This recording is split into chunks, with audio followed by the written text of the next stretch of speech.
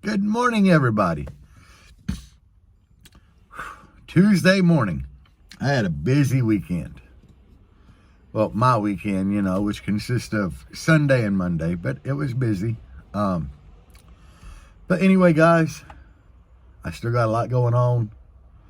I've been slacking on doing the filming for this because of the move that I have to do. We've been packing and still like looking at places. It's stressful, it take a toll on you.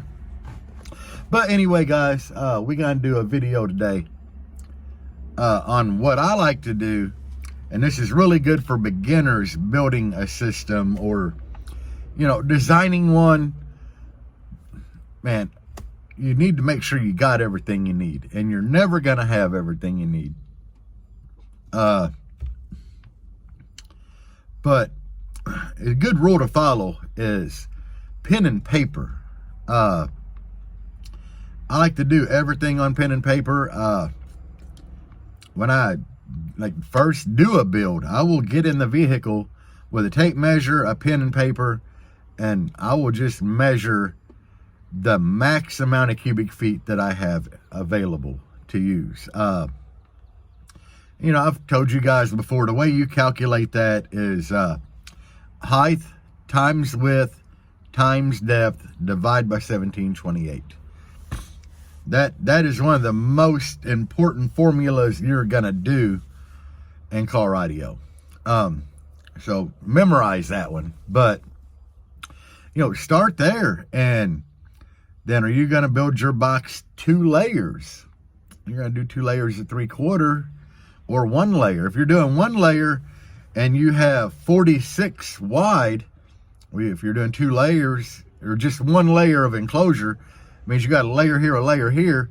So that 46, now it becomes 44.5 inch.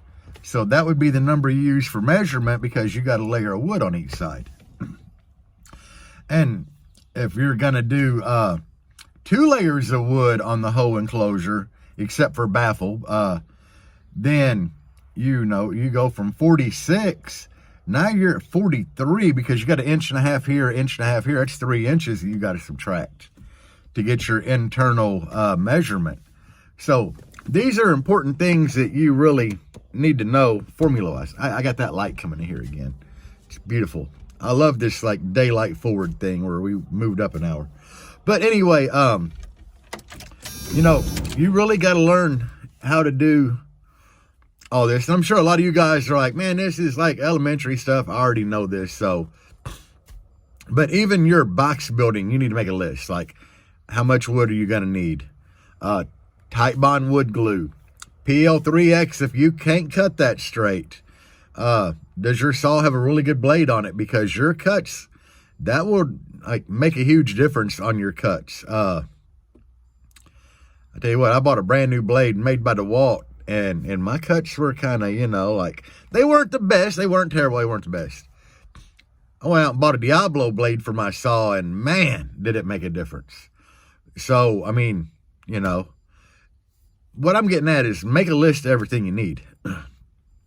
Once your box is done and you're getting ready to install this, you might think you only need 2 or 3 RCAs, RCAs from the fronts back to the amps, but are you adding a bass knob? There comes 1 extra RCA, the one going from the head unit down beside your seat and your console, whatever, where your bass knob's going to be. So you need to measure that out, and add that RCA. When you're wiring everything up, I like to draw a graph like head unit, RCAs, the amplifiers, DSP. Once you physically draw it out, you'll see each component you need. And then you can start calculating things, that'll get you a count of how many RCAs you need, around about how many feet. But it goes further than that, guys. Then you can lay out your electrical, you got the big 3 done.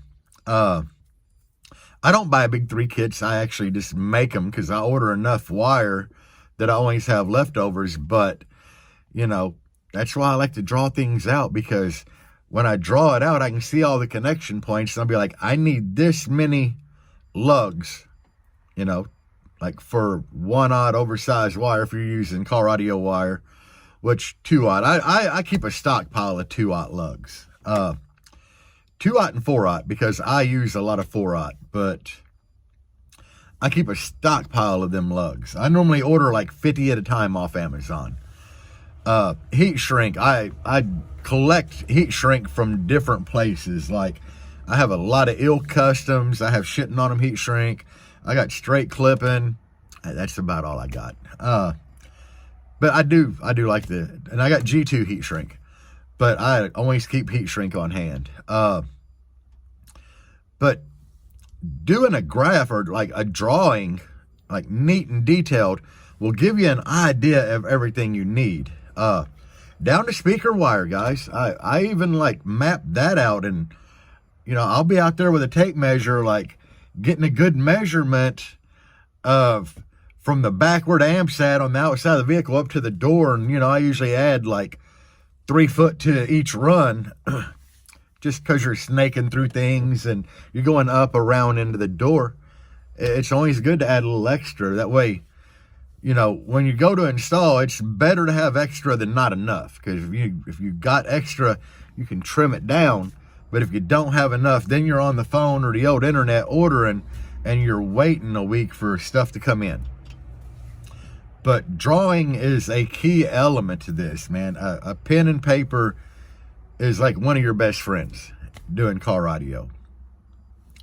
Like, you know, I was talking the other day about how the RCAs and DSP and, you know, making mistakes in car audio. And one of the things I do to like bypass or help me not do that is I label everything. You know, like my RCAs are labeled, but I have a notebook that tells me what everything goes to, you know. That really helps because I do everything from the design to I keep a page in the notebook. It tells me what RCA color goes to what, if they're not already labeled with a piece of tape and a scribble on them, you know. So that really helps. But drawing out a kind of a map or a plan, like one for electrical, one for RCAs, so on and so forth, you can kind of go through there and get a count of what parts you need. That way, when you go into this project, you're better prepared to setting it up. Now, a notebook's even important, you know, like when we do all of our testing and metering. I mean, my buddy Billy, he's really on top of things because he'll have me burp a frequency. And he'll be like, you know, we'll start out, say, at volume 25 on head unit. We will not move that. We'll stay at volume 25. So he'll write down volume 25, what frequency I burped at, how I burped, like door open, window up, window down. Everything will be noted in that section. And he'll write down what I did at each frequency. And then once we narrow the frequency down, you know, he'll start a whole nother one where we go like at my max volume that I'm tuned to, and he'll write down the volume and everything again and record score. So, guys, pen and paper comes in handy and tape measure. You know, a lot of guys ask me, like, what program do I use to design enclosures? Pen and paper and calculator. You know, I don't get into that fancy CAD stuff. I never have. You know, I've always just climbed in the vehicle and get my measurements. I write down how much airspace I have to play with. Then I start calculating, you know, like for the thickness of wood. And I get another, you know, my gross or my net calculation of airspace. And I go from there. You know, I'll start, you know, playing with the port design and everything. But the only program I use for anything is I do like the 12volt.com port calculator. And all I use that for is to tell me how long to make my port. 'Cause I already have my port size figured. I already have the enclosure done. I just basically use that to narrow down my tuning. Which the 12volt.com is a really good port calculator program online because they do like round, square, and slot port. So that'll kind of help you really like narrow down the tuning in the area you want to be in. But never neglect a pen and paper, guys. You know, this is, I mean, it ain't super technical on the video aspect, but it's something that's important that people kind of need, you know. I've seen so many people get ready to do an install and they think they have everything and they get ready to like run power wire and they forgot to order lugs. It's like no lugs, no heat shrink. Even my friends, they'll be doing a project or something, they'll call me and be like, hey, you got any lugs? I'm like, yeah, I got lugs, you know, or do you have this? Do you have this? And like, yeah, I got it. So, me, I stockpile it because I do so much with my install, my wife's, help friends out. But, there's even times that I'm doing something on a weekend and, you know, here it is Wednesday. I'm getting ready to do this over the weekend. And I realize I'm out of something and I got to jump on Amazon Prime and like get it here by Saturday for me to install it Sunday. That don't happen so much anymore because I try to prepare and mentally map out everything and, you know, put it down on paper to get an idea of what I need. But it really, it is helpful, especially if you're starting a system from scratch. Like you're getting ready to do everything, you know. Like maybe you already got a head unit, but you're getting ready to, you know, do your runs, the power wire from front to back, your RCAs, you're going to put a base knob in. You know, map this stuff down with pen and paper, guys. It'll really help you a lot. And something I ran into this weekend doing this install, none of the RCAs were labeled. None of them. So we get everything installed and, you know, we fire the system up. And out the gate, the subwoofers are playing with the bass knob all the way down. I start rolling the bass knob up and the mids and the doors they turn on. So, you know, we had to go back and like swap everything on the head unit. And that right there, it's like, you know, going back to what I said, like label everything. Even if you're using different color tape on RCAs, do that and then kind of mark down what color goes to what. But sorry, this wasn't a more informative video. To me, you know, I think it's pretty informative because a lot of people they overlook the fact that something as simple as pen, paper, and a tape measure can do a whole lot for helping you out with this. So I never neglect the pen and paper. It's one of the main things I go to. When I first started designing to put a system in this Jeep, I had sketch and layout and sketch and layout. I had like a notebook half full because, guys, I started this whole idea in my head with 115. This Jeep was going to be a 115 build. And then it turned into a 215 build. And then I'm like, well, I think it'd be nastier if I did a C-pillar wall and there's just no room back here. So it kind of went from a C-pillar wall to a B-pillar 6th-order wall. But all of it started in a notebook, you know. Now, it never did have a single 15 or anything, you know, out the gate. It was a 415. But in my design and plan stages, it started as a 115 build. And, yeah, it progressed a lot. And it progressed like in a 3-week period because, you know, I was like I said, I was doing what I'm telling you guys to do. I was laying everything out with pen and paper, and I was in here measuring. So I had my notebook full of notes.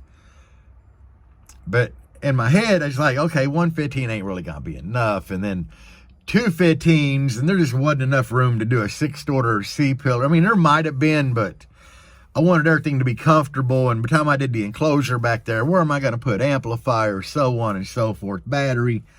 And that's when it really progressed into the B-pillar 6th-order wall. But I think I still have my notebook full of, or that notebook full of all my sketches and design layout, you know. And that's what I did is I laid out RCAs, power wire, everything that I was going to need. And, you know, I had a count of like, I need this many lugs. I need this much power wire. This is the RCAs, you know, and approximately how long they needed to be. You know, from the head unit back to the amps, from the head unit to the bass knob, and then back. I did all that with pen and paper and just writing everything down. But, all right, guys, I got to go to work and get my day started. I hope y'all have a great week, guys. Peace out. And as always, guys, bass on, and thank you for watching.